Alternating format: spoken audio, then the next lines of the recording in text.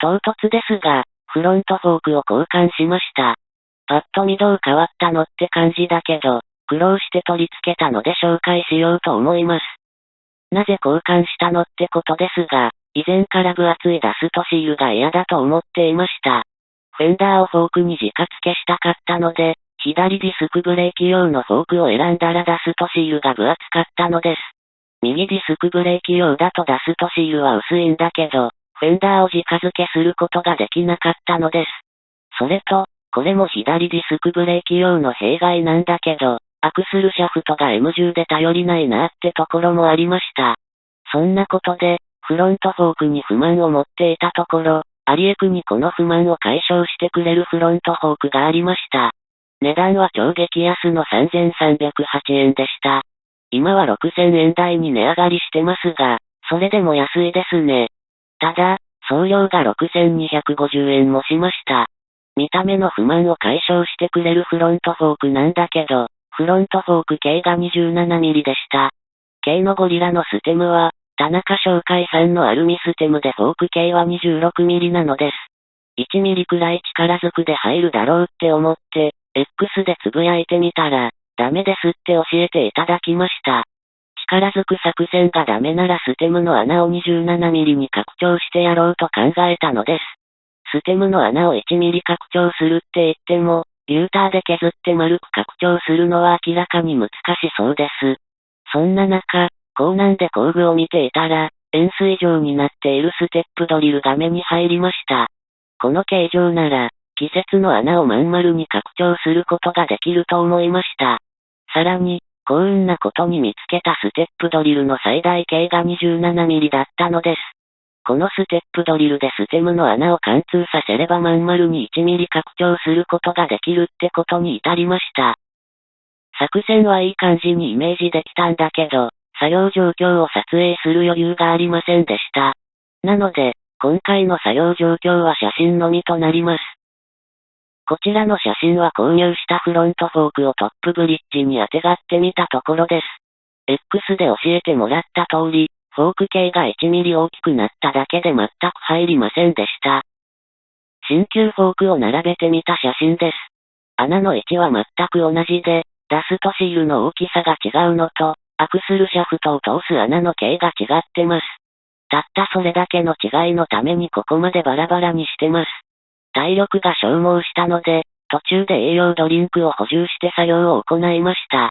アクスルシャフトが M10 から M12 になったら、耐久性が上がって高速道路でも安心ってことはないのかな？ここから地獄の穴開け作業です。軽は卓上ボール板なるものはもちろんのこと、万力作業台なども持ち合わせておりません。これ以上工具がかさばったら、奥さんがブチ切れそうなんだ。なので、すべてハンドドリルで勝負します。トップブリッジは足で踏むことができるので、普通に擦工できました。直径 27mm でこの厚さの擦工は思ったより力がいりました。ステムの穴を拡張するときは、ステップドリルを押し当てたときにステムの穴が広がらないように、フォーク固定ボルトを締めておきます。ただし、隙間なく締めて 27mm に拡張したらフォークを固定することができなくなるので、隙間が詰まらないようにワッシャー1枚と L 型金具を1枚挟んでます。ステムもこんな感じで貫通させることができました。スリッパで作業して危ないですね。良い子の皆さんは真似しないようにしてください。超きつかったのはヘッドライトステーです。小さくて固定するのが困難でした。手で固定したのではドリルの回転に負けてしまうんです。作業に目いっぱいで写真すらまともに撮ることができませんでした。最後は速攻のグレーチングを利用して、ドリルスタンドに固定して根性で貫通させました。それでは交換したフロントフォークを確認しようと思います。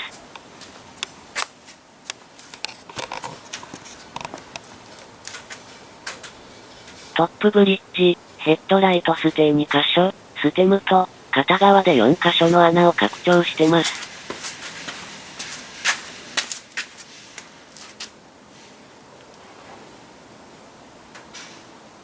左側も同じです。拡張した面が少しガタついていて、接近してよく見ると綺麗とは言えない仕上がりかもしれません。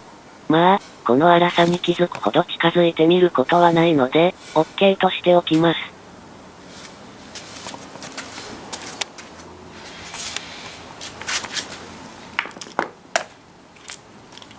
前のやつと比べるとこんな感じ。交換してみたらダストシールの大きさはあまり気にならないかな。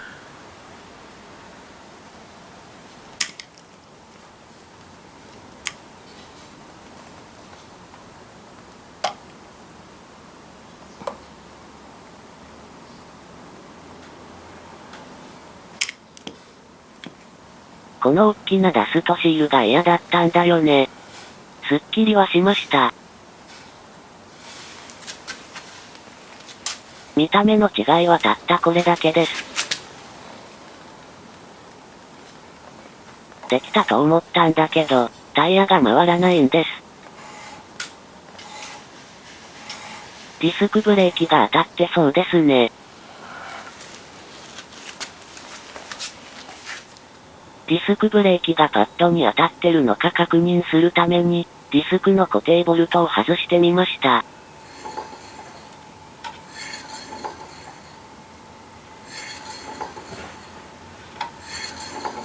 やっぱりね。タイヤがスルスル回転するようになった。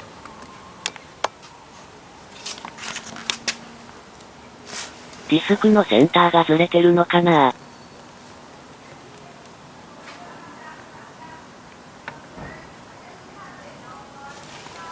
カメラではわかりにくいですが、ディスクのセンターがずれてました。ディスクのセンターはキャリパーの固定部で調整してました。ここにワッシャーを入れて調整してます。キャリパーの上側のボルトを外しました。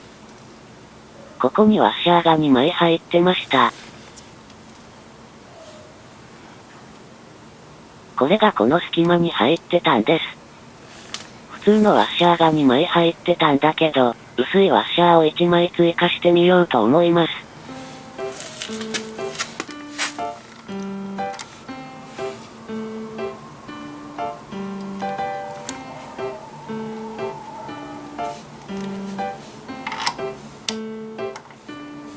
おう、簡単に入った。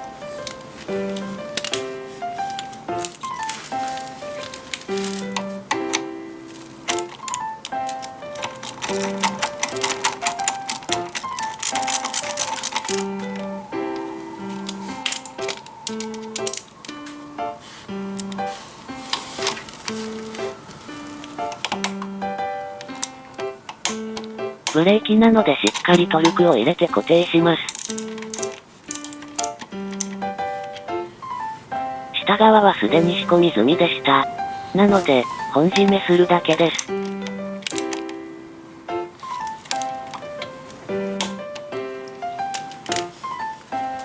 さて、タイヤは回るようになったのかな？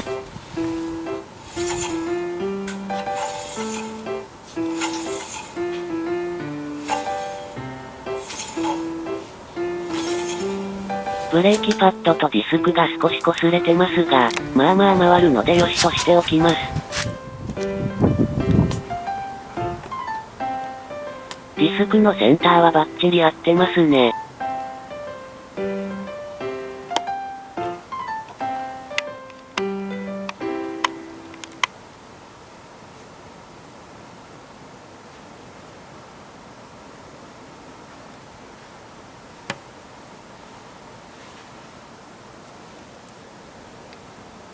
今回のフロントフォーク交換では、ダストシールがコンパクトになって見た目で気になっていた箇所が解消されました。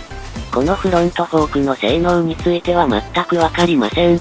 それと、フロントフォークが M12 のアクスルシャフト対応となったので、アクスルシャフトとハブとメーターギアを M12 用に交換してます。